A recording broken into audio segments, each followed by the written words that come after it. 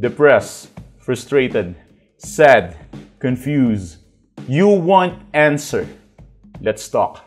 Give me a message sa page ko sa Philippine Dating Coach and you can have one-on-one coaching with Coach Baze, your dating coach and psychologist.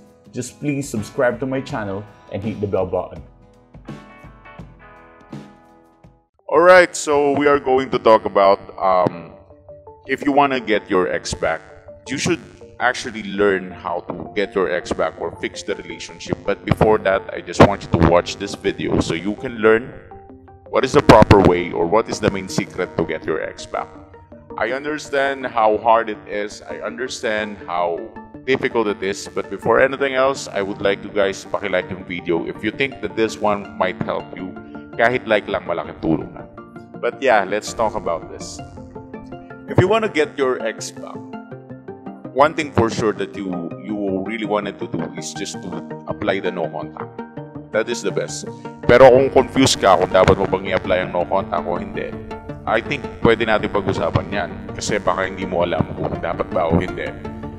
Message ka lang sa page namin for one-on-one coaching.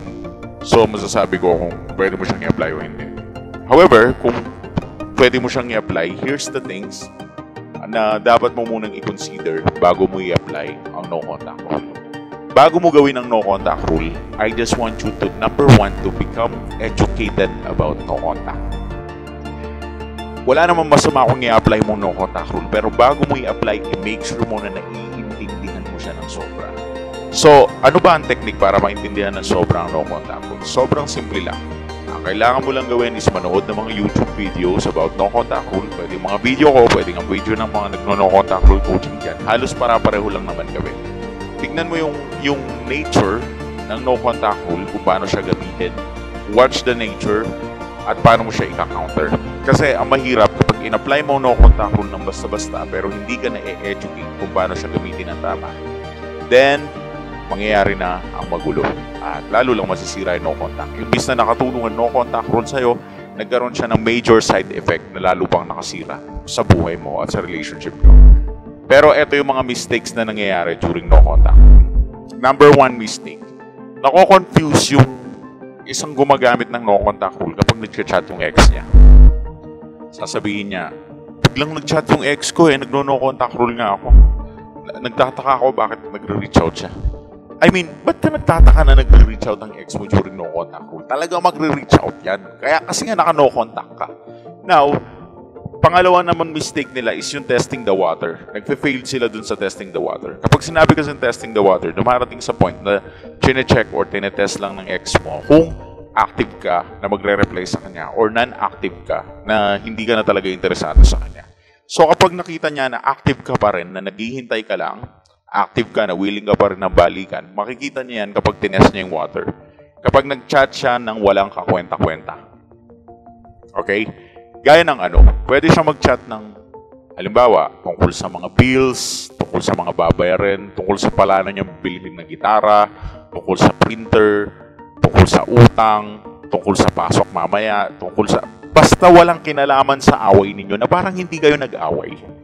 Yung parang walang breakup na nangyari tapos kinakausap ka niya na walang kakwenta-kwenta. It's just testing the water. Your ex just testing the water kapag gano'n. Huwag kang magiging biktima nun kapag nag-chat siya ng gano'n, huwag kang magre-reply. Mas maganda na lang na huwag kang mag-reply kasi walang kapupuntahan yun.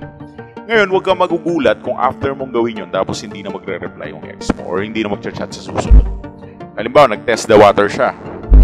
Then, ayan, kung ano-anong chat na walang kapuluhan. Para lang ma-confuse ka. Tinitignan niya kung active ka ba na makipagbalikan o hindi na. Pag pinakita mong active ka ba, malalaman niyo yun through your reply kapag nireplyan mo siya. Pero kapag hindi mo siya nire-replyan, makikita niya na non-active ka na.